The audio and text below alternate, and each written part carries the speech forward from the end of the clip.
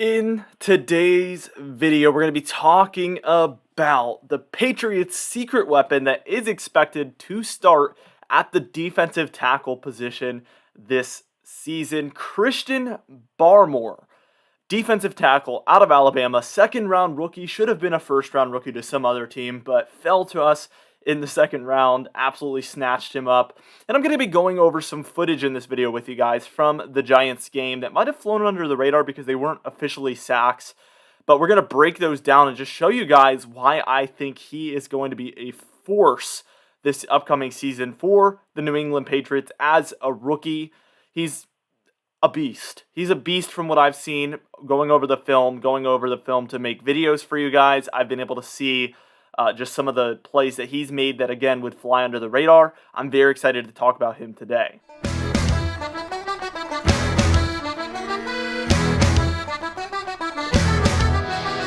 Now, it's important to note that the Giants' offensive line is absolutely atrocious. Now, from left tackle, we're just going to take it from left tackle to right tackle here. 62.4 on Pro Football Focus for their left tackle. Left guard, 32.2. Yes, 32.2 out of 100. 59.7 for their center, 58.1 for their right guard. And then their right tackle is Nate Solder, but he didn't play last season, so we don't really have a grade on him over the past two seasons. But it is important to note that he is 33 years old at this point, so there might be some regression there. But obviously, it's hard to tell how good he's going to be this upcoming season. But yes, their offensive line is not very good by any means. And should have been outplayed by our defensive line, and they were definitely outplayed by our defensive line. It would have been definitely concerning if we weren't able to get pressure during this game. That is going to be, the Giants moving forward, I'm looking at both sides of their team. That is the position they need to address, as well as defensive backs, where they're not as good either. But definitely, the offensive line is their biggest weakness on their team. Now, the important thing to note also is that Christian Barmore did not play in week 1 of the preseason, so we have no idea how good he would have played versus the Washington football team. However, we do know how he played versus the Philadelphia Eagles, and it wasn't quite as good, but it was pretty good. His overall defensive grade was a 53.9, which is not good, mostly due to the running defense, which he got a 48.9 rating on, which was not good whatsoever, but he got a 71.5 in tackling and a 66.7 in pass rushing versus a good Eagles offensive line. So the pass rushing has been pretty consistent, but he actually improved in week 2, where he had an 82.9 overall rating. Really good. Running defense kind of recovered, 67.5, but again, it was a much worse offensive line. And then a 77.7 pass rushing grade. Now, if we can get anything like that consistently out of him, again, he was the starter. He did play versus starters in both of those games. So overall, over those two games, it was a 75.3 pass rushing rating, 71.5 tackle rating, but a 54.9 run defense rating. So he's going to need to obviously improve in the running defense, and that might happen kind of organically over the regular season. But definitely if the pass rushing grade is anything similar to that in the regular season, he's going to be a solid starter right out of the gate. 65.7 overall defensive rating in those two preseason games. So again, that's pretty good for a rookie. It's not Madden, that's what I've always said with Pro Football Focus. It's not Madden.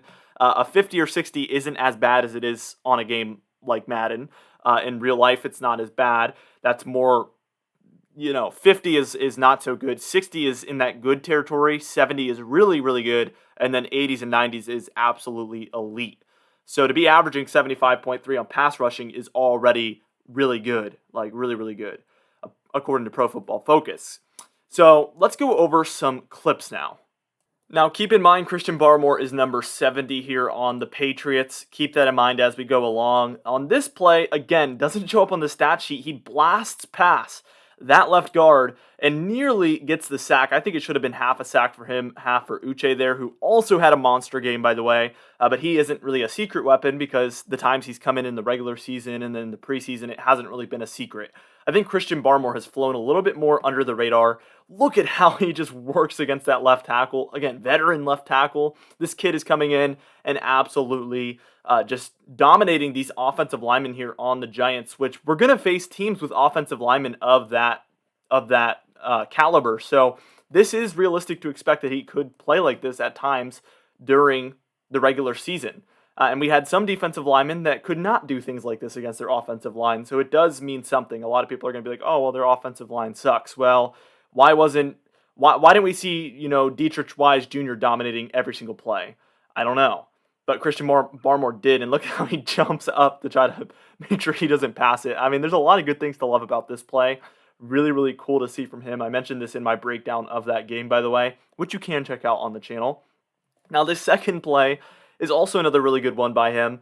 Again, number 70, he could have gotten past the offensive lineman maybe a little earlier and gotten the sack, but he definitely was able to disrupt the pass a bit there by, again, making himself larger. It's like what they tell you to do when you see a bear, you know what I mean? Make yourself look bigger. That's what it reminds me of every time he's approaching the quarterback that's about to throw. He does that, like, make yourself look bigger thing, and it definitely works. We saw that work on the last play, and on this play, he kind of does that little jump up, and there was obviously a running back sitting right there, like 5 yards away, so he's able to complete the pass, but I think that's actually a very effective strategy and really cool to see from the big guy there. But this is just another play where he's able to just get right by the left tackle there, their rookie, again, Andrew Thomas from the Georgia Bulldogs, who struggled in this game for sure, but he's able to get right past him and dominate him. Again, a first-rounder there in Andrew Thomas. Matter of fact, I just looked. I forgot where he was taken. He was the 4th overall pick in the draft, Andrew Thomas. And then we got our second-rounder that flew under the radar, Christian Barmore, absolutely dominating him. So this does, mean something. Like I said before, he absolutely, that's just an embarrassing play for the left tackle. That is embarrassingly bad because at that point, Christian Barmore was a defensive tackle. He out-finessed him. That's what that is. It wasn't even really a power move. It was more of a finesse move. And he gets right to the quarterback and gives him a nice shove there at the end. You can't be doing that as a left tackle, obviously. You're the number one player on the offensive line. That your responsibility is to protect your quarterback from usually the best pass rusher, and in that case, he was not able to do that. It wasn't the best pass rusher, I don't think. I don't think we can say that yet. Josh Uche appeared to be the best pass rusher on the team, actually, in my opinion, but definitely a really good, solid game for him. And here's the third and final play. This was the play that ended up being an interception. The Giants threw an interception to us in the end zone, if you remember that, but the interesting thing about this play is we see that, again, Christian Barmore doesn't show up on the stat sheet, but if you watch him, he's towards the top. You can see the 7 on his back right there. That's the only way you can identify him. But he's able to really create pressure. He's being like double or triple covered right there. And he's able to really work on that offensive lineman, number 79 there. And he gets a lot of pressure here. And also Josh Uche gets a lot of pressure there. Those two players on our defensive line on this play are the reason why this interception happened, because it's clear that he's not in a comfortable position when he's running that fast to the sideline. And he tries to make kind of like a throw, on not a good footing, definitely, running like that, it's harder to do, and it's just not even near his receiver. His receiver's actually pretty open. He just throws it way to the left of the receiver. So, yeah, I think the defensive line definitely is the reason why that interception happened. And by the way, they were able to make a goal line stand there for, I think 2 plays before that in a row. They were on, the 2 or 1 yard line, and the defensive line was able to hold that up for all those plays. So there's multiple things to be excited about here. I think we can expect a very strong rookie season from Christian Barmore, unlike what you typically see from a rookie. Again, he should have been a first rounder, and we should really consider him a first round talent at this point, and that's the standards that we should be holding him to. It looks like he is definitely living up to those standards. Outplaying a number 4 overall offensive lineman, not even narrowly outplaying him, completely dominating him. So I think there's a lot to be excited about here with Christian Barmore, and I think as a rookie here, it's not just a developmental player. We're not just trying to get him experience. I think he's going to help us win. Matter of fact, I think he's going to help solidify the interior of that defensive line. which hasn't been the strongest part of it. For years, our linebackers, our edge rushers have been the better part of the defensive line in the pass rush.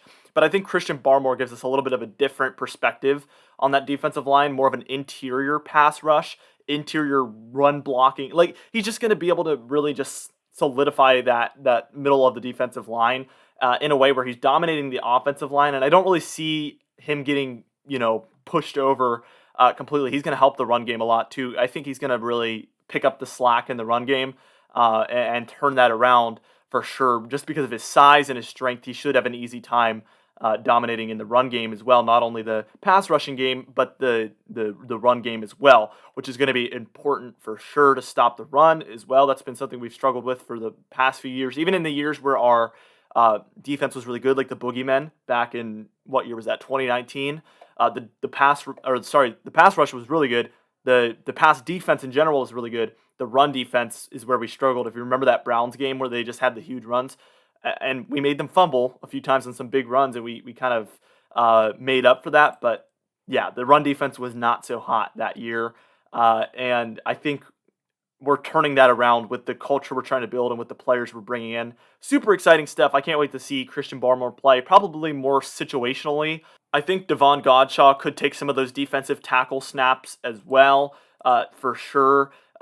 Lawrence Guy is a defensive tackle on our team as well, kind of defensive end, defensive tackle, something like that. So there's some guys to compete with, but I definitely think Christian Barmore is going to get some very solid playing time for a rookie in the second round. Again, more like a first rounder. We need to, yes, he was taken in the second round, but as a player, he's going to be more like a first rounder where we're expecting him to kind of start right away with the caliber of player we're getting with him. Anyway, there's a lot to be said. I could go on for an hour talking about this, but I hope that gets the point across. I think Christian Barmore, a lot of you might have been disappointed because you didn't really see any sacks or anything like that. You didn't see much of him, but I hope this film that I was able to break down here for you guys gives you more of an insight into the actual play we've been getting from him, and he's actually been dominating so far. Well, the preseason's over, so in the preseason he did dominate oftentimes, and it was really exciting to see. Anyway, guys, thank you so much for watching this video. I'll see you guys in the next one. Be sure to smash that like button, by the way, leave a comment down below, and subscribe.